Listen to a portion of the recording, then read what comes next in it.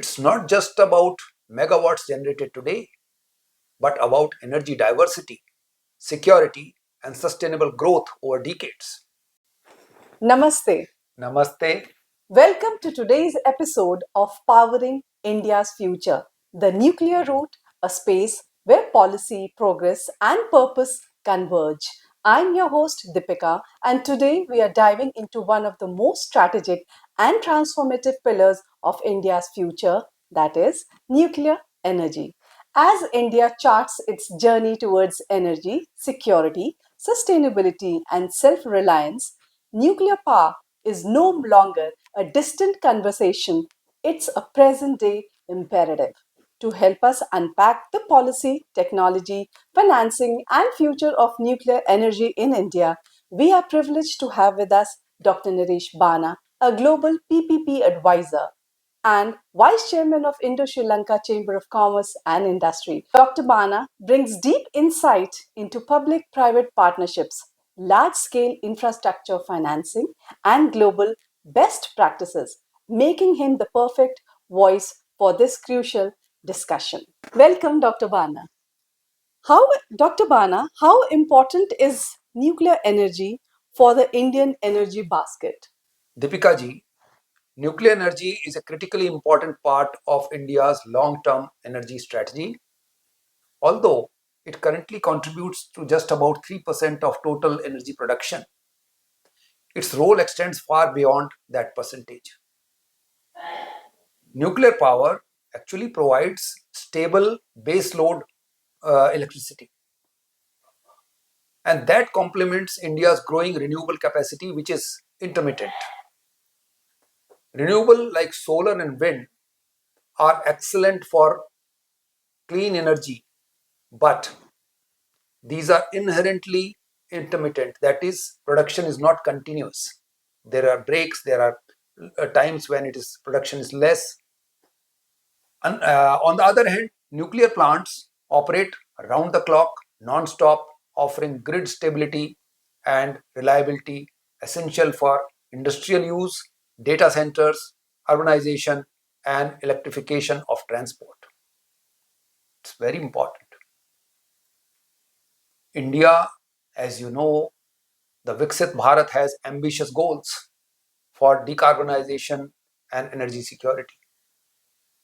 Expanding nuclear energy aligns with those objectives, helping reduce dependence on imported fossil fuels, for which you can see a whole lot of strategic alignments and problems are going around in the world. And having moved towards energy security and looking at mitigating carbon emissions, nuclear energy development becomes essential. More so, the baseline reliability and environmental benefits make nuclear a strategic pillar in India's energy mix. It's not just about megawatts generated today, but about energy diversity, security, and sustainable growth over decades. Nuclear will increasingly be part of the equation as India pursues both climate commitments and economic resilience. Sir, what is the status of nuclear energy project ownership and financing in India today, and how might it transform after the recent Enact Shanti Act? Very pertinent. See, as of now, India's civil nuclear sector has been a government dominated domain. Only public entities such as the Nuclear Power Corporation of India Limited and related state bodies could run and own the nuclear power plants. Private ownership was not permitted under the existing Atomic Energy Act framework. Accordingly, the financing was largely sovereign or state backed, with limited participation from commercial capital in markets and private investors. Now, with the enactment of Shanti Act, which stands for Sustainable Harnessing and Advancement of Nuclear Energy for Transforming India, and the abbreviation is Shanti, which was recently enacted by Parliament and it has received the presidential assent also. This law consolidates previous statutes governing nuclear energy and for the first time enables private companies to build, own, operate and finance nuclear energy projects under a licensing regime. It opens the doors to private equity, Indian conglomerates and foreign investors alike, potentially up to defined limits, to participate in nuclear electricity generation and associated activities. There is a huge ecosystem around that. Further, Shanti Act reworks the liability regime, which is very important for nuclear power, and regulatory structure, creating clearer legal framework that are attractive to private capital. This alone could significantly transform financing dynamics by introducing public-private partnerships, joint ventures, and corporate project financing, reducing reliance on purely state capital and accelerating deployment. It's a powerful shift you have outlined, sir. The Shanti Act seems poised to redefine ownership, investment confidence, and the very economics of nuclear power in India. Sir, if I may ask you, what is the status of engineering technology and the entrepreneur ecosystem in India to take up nuclear energy development? Very good question.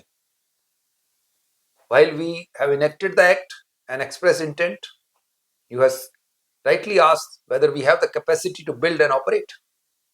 Yes, India's engineering and technology base in nuclear energy is solid and evolving.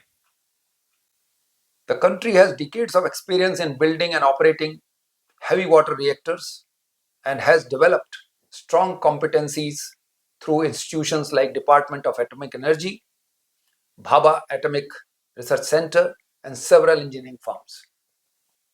Indian companies already partner on major nuclear projects, and there is a growing ecosystem of service providers, fabrication units, and technology developers with nuclear credentials. However, for rapid expansion, particularly of advanced reactor designs such as small modular reactors, there is a need to strengthen specialized engineering talent, project management capacities, and innovation ecosystem. The private sector and startups can play a big role here, like they are playing elsewhere. With the Shanti Act encouraging private participation and foreign collaboration, we expect increased technology transfer, joint ventures with global nuclear technology leaders, and partnerships that build indigenous R&D capacity. China has done a lot of work and they are far ahead in R&D now. We can also follow that path. And then entrepreneurship in clean technology, energy infrastructure, and nuclear adjacent domains is gaining momentum in India. But scaling nuclear power projects requires long-term capital, highly specialized safety and regulatory expertise, and world-class project execution disciplines. Certainly we are there and we can handle that. The policy shift towards private participation incentivizes Indian enterprise, engineering firms from India, and Indian research institutions to step up and develop competencies in licensing, risk management, and advanced nuclear technologies, creating a more vibrant ecosystem over time. Indeed, sir, it's encouraging to hear that India not only has the scientific depth, but also an emerging entrepreneurial ecosystem capable of supporting such complex and critical projects. Sir, if I may ask you, what are the major risks, financing, construction, social, and environmental, in developing nuclear energy projects? Very right. All such major projects come with their share of risks, and nuclear power is no exception. Developing nuclear energy projects carries several significant risks, and I would only mention a few here, starting with the financing. They require large upfront capital and long construction timelines. Cost overruns are there, they are possible, and there could be unexpected regulatory delays or financing shortfalls can strain project economies. Attracting private capital also depends on predictable policies and risk sharing mechanisms of a particular geography or a domain or the government. Then there are construction risks. Nuclear construction is technically complex with tight safety tolerance levels. Delays due to supply chain bottlenecks, skilled labor shortage, or regulatory compliance issues can escalate costs. Project management excellence is crucial to mitigate schedule and quality risks. Then there are regulatory and policy risks which are most prominent in nuclear energy. Because there could be changes, like we have done the regulation changes. The licensing delays can happen, or unclear liability provisions can also deter investors and slow down deployment of capital. Even with Shanti Act, regulatory certainty and transparent processes are going to be seen, and that would have its own time limit and timelines. Then there are social risks. Local communities, their concern about safety, land acquisition, and environmental impact can lead to resistance. India is a democracy, and all such factors have a big implication. Meaningful engagement, transparent communication, and benefit sharing models are the key to mitigate social risks. Then there are environmental and safety risks because nuclear has low operational emissions, but there are risks related to radioactive waste, water usage, and severe accident scenarios that must be managed before we take up the implementation. There has to be emergency preparedness, the waste management strategies, and environment friendly practices are certainly not negotiable. Therefore, the risk mitigation involves strong governance frameworks. Not only you should be identify or measure the risks, you should be able to effectively mitigate and then govern that mitigation process, which requires rigorous project planning, community engineering, and community engagement, and appropriate liability and insurance structures. Factors that Shanti Act seeks to clarify and modernize as part of India's broader nuclear push. That was very beautifully explained, sir. That was a very balanced perspective, acknowledging the risks while also showing that with the right frameworks, these challenges are manageable. Now, sir, coming up to public private partnership, what are the prospects of financing and operating nuclear projects in PPP mode? See, the prospects for PPP are actually the motivation for today's podcast, also, because that's my favorite subject. And PPP models hold a lot of promise for India's nuclear energy expansion, particularly in context or in after the Shanti Act has been enacted. In PPPs, risk and capital are shared between the public sector and private investors, which can improve access to financing, infuse commercial discipline, and accelerate implementation timelines. Under PPP structure, private partners could bring in equity, manage construction operations, and even lead in technology innovation. The public authority would typically provide regulatory support, land, safety, oversight, and sometimes partial risk guarantees or viability gap funding. In this case, again, the non-recourse or limited recourse project financing would be possible and can be structured around long-term power purchase agreements. That would make nuclear projects more attractive to commercial lenders. However, when you talk of PPP for nuclear energy, it requires clear risk allocation, as we have just discussed the risks, especially regarding the liability, regulatory, and cost overruns.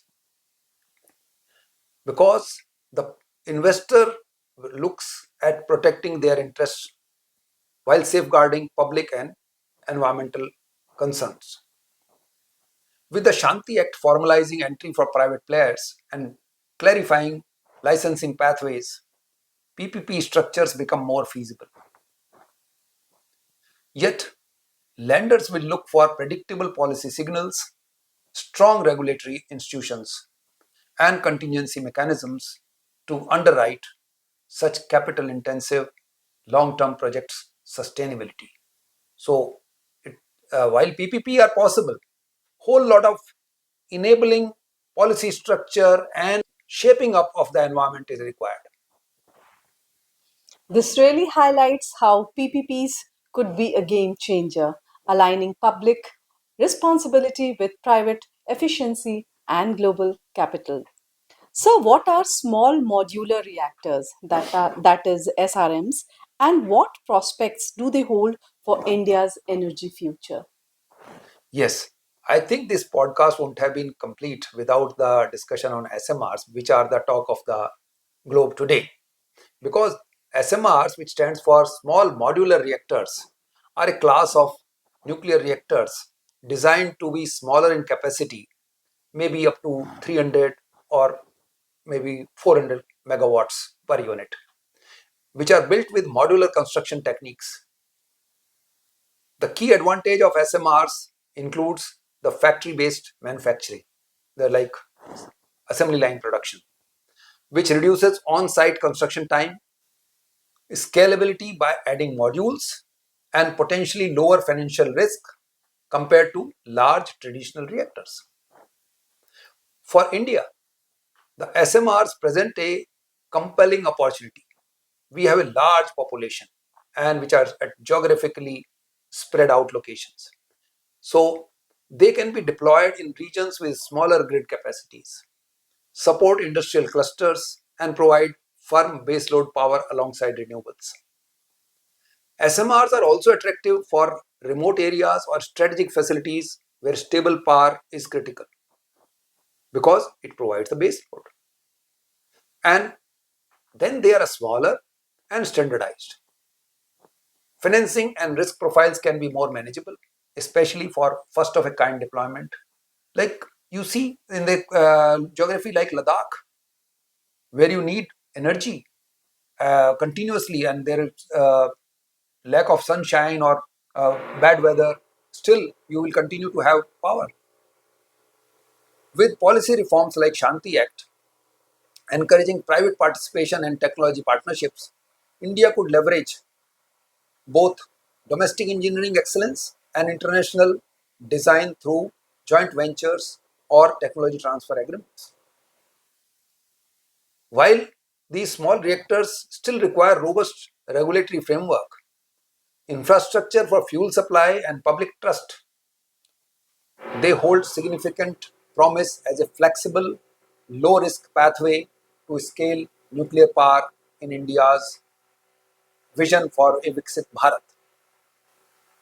SMR sounds like a fascinating evolution, flexible, scalable, and potentially transformative and for decentralized and clean power generation in India.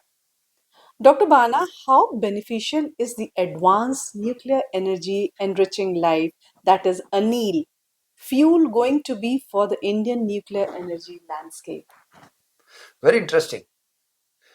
You mentioned the advanced nuclear energy for enriched life fuel, and which is in short called ANEEL fuel, is potentially a game changer for India's nuclear energy sector, especially when India's strategic emphasis is on thorium based reactors.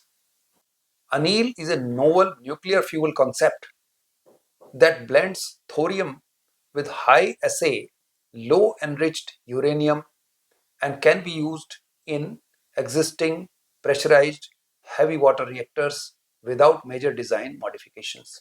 That is, to put it simply, uh, the thorium fuel is doped with enriched uranium, and that makes a different fuel. One of its key benefits is dramatically improved fuel efficiency.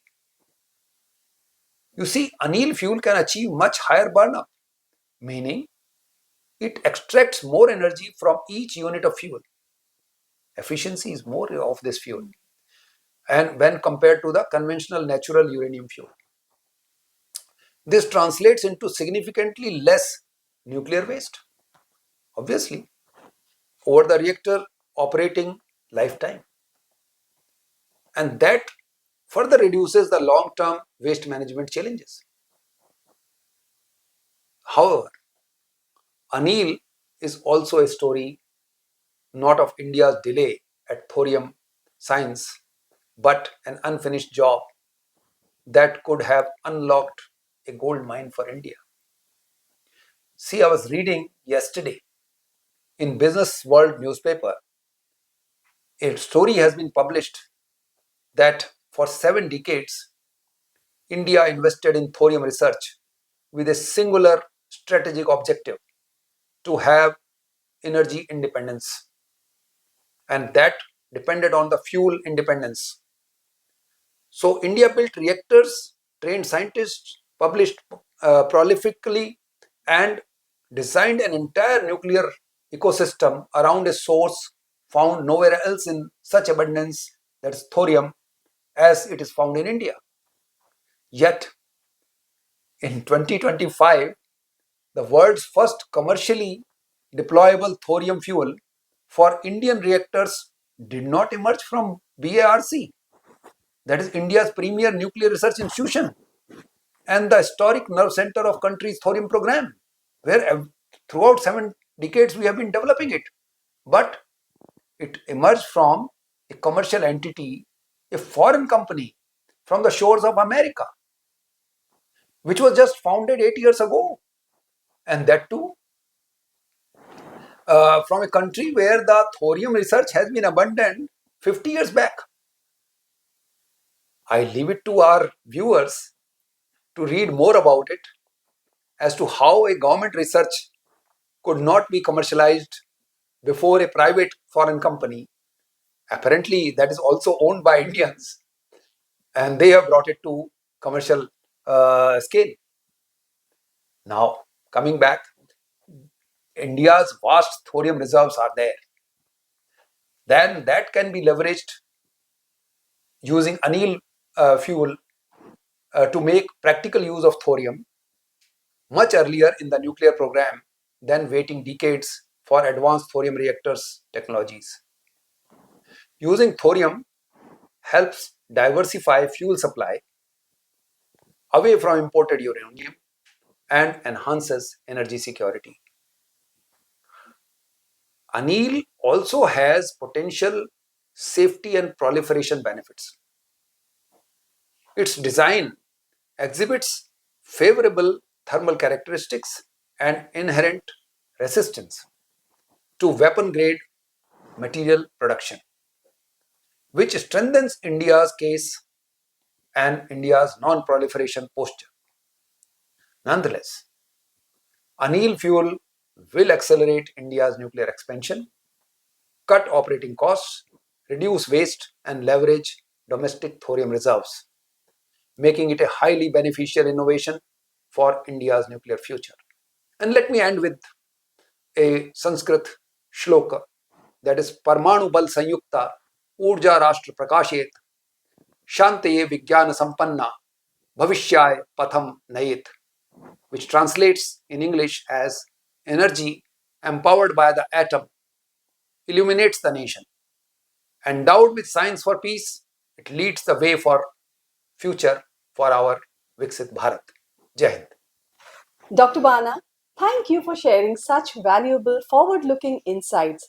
Today's conversation has made one thing very clear: India's nuclear journey is no longer just about power generation, but about policy reforms, technological confidence, financing innovation, and global leadership. From the Shanti Act and PPP models to small modular reactors and advanced fuels like ANEEL, the roadmap ahead is both ambitious and promising. To our listeners, if you found this discussion insightful, do discuss it with your colleagues, policymakers, entrepreneurs, and energy enthusiasts who care about India's sustainable future. This is Deepika signing off. Until next time, stay informed, stay curious, and stay inspired. Namaste. Namaste.